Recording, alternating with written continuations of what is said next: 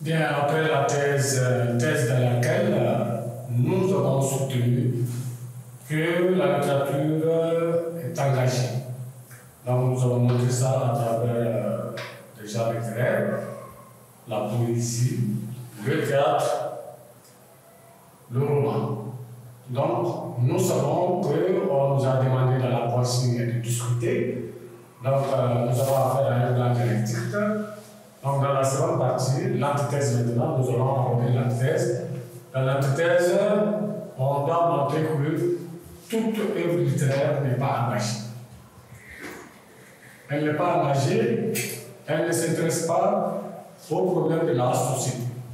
Par exemple, nous avons la poésie parnassienne qui prône l'art pour l'art. Donc, ces parnassiens pensent que le poète doit se détourner des problèmes de la société. Et en se détournant des problèmes de la société, cela montre sa grandeur. Donc, il prône quoi? L'art pour l'art.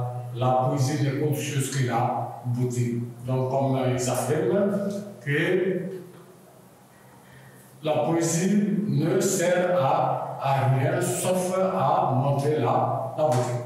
Donc, après les parnassiens, nous avons pris une autre œuvre littéraire, par exemple les romans. Les romans autobiographiques, par exemple, nous avons pris un roman africain.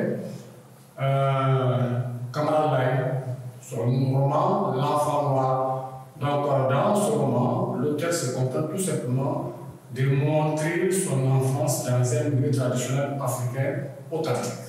Il ne s'intéresse pas aux problèmes de la société, donc il décrit son enfance. Ensuite, nous avons une autre fonction de la poésie qui est une fonction lyrique. Donc, il ne s'intéresse pas aussi à la société. Donc, le poète dans le lyrisme montre son état d'âme, comme on le dit, l'expression des sentiments personnels.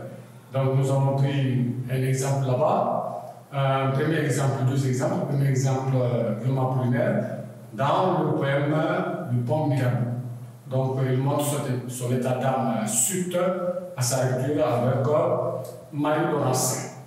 Ensuite, on sait que la mort, c'est un thème très important dans la poésie lyrique. Victor Hugo, dans un poème très célèbre de Médélope, évoque la mort de sa fille, Léopoldine. Donc, un papa qui a perdu sa fille, un papa triste. Donc, voilà, pour vous permettre de bien comprendre, nous avons porté ça au tableau. Par contre, toute littérature n'est pas engagée à l'image des œuvres autobiographiques. Par exemple, Camarade Laye, dans L'Enfant Noir, se contente de raconter son enfance dans un milieu traditionnel africain authentique. Par ailleurs, la poésie parnassienne montre que la grandeur du poète est de se détourner de l'utilité poétique, de répugner à donner des leçons de morale, de refuser l'engagement social. Le principe fondamental de cette doctrine est l'art pour l'art. Il faut que la poésie et les poètes ne servent à rien, sinon à créer la beauté. Il y a vraiment